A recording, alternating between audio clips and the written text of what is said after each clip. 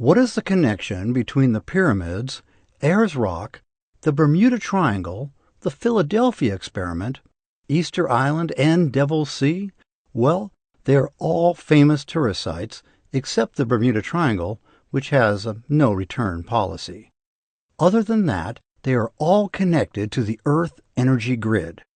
Like the 7 chakras in the human body, there are energy vortices all over Earth.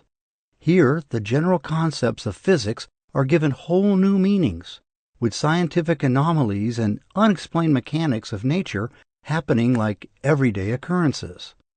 Gravity, magnetism, formation of energy are some of the many concepts that are twisted on their head in these places.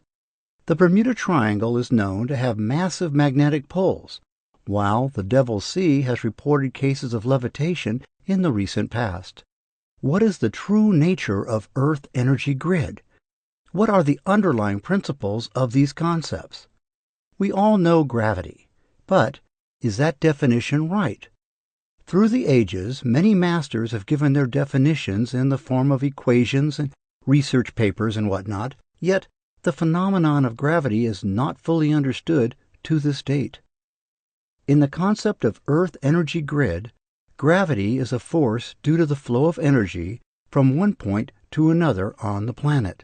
Flow happens between 2 points, hence, some places have more of something while others have less. This is the governing theory for diffusion, electricity, osmosis, heat, etc. If gravity is the resulting force due to flow of energy, then certain points are bound to have more gravity while being moderate in other places. The Bermuda Triangle is such a place. Why do we have transformers near our homes? They are devices that alter the flow of current between 2 points. This is familiar to Earth energy grid. The only difference is there are energy transmitters all around the planet. Pyramids of Giza, Ayers Rock in Australia, Glastonbury in England, Kalai in India, and more are strong energy points where the surge can be felt. These are spiritual places for a reason. Where there is energy, there is spirituality. Real-life paranormal activities are slight modifications in the laws of nature. When the skeptics see it, they rub it off, saying it's all a coincidence. Only that is not the case. Through the concept of Earth energy grid, almost all paranormal activities can be accounted for with the simple concept of chakra energy. Now, anyone can connect 2 famous places to cook up an extraordinary story. Entire TV series have risen out of that, right? But there is something more to these places in Earth energy grid. There is a geometrical pattern connecting these transmitting centers. It is similar to the longitudes and latitudes of Earth, though in this grid it is similar to the structure of a carbon molecule or a carbon chain. On connecting all the places, Earth looks like a crystal, more so like a polished diamond. Researchers are still exploring the finer details connecting the energy centers, and more information is expected in the future. Pyramids over these grid spaces were created more than 5,000 years ago by the Egyptians and Mayans. Patterns in these engravings are so close, but there seems to be no evidence of cultural exchange between the 2 civilizations. This summons the question of how people who were separated by a whole ocean could know the placement of each other's pyramids. Could it be aliens who laid the foundations of Earth energy grid? Or did they do something to the planet to disappear forever?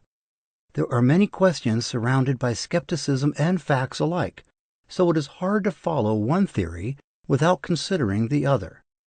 Several spiritual believers attribute Earth energy grid to God and other supernatural sources. Some feel they are holy places that originated the purest form of life. One thing is certain: Earth energy grid is a definite pattern for the flow of energy. How this happens or why is hard to know. Most of the historical architecture is centered on massive stones and large foundations. By today's evaluation, the stones that made the pyramids are impossible to lift by human labor, and if Egyptians had the sort of human resources required to do this, it would have taken them over 200 years to finish one pyramid. So, How did the stones go up? How was Stonehenge made? How were the megaliths of Easter Island constructed? These questions make our hearts pound and raise the goosebumps. We can reassure ourselves of being alone on Earth for some time to come, at least.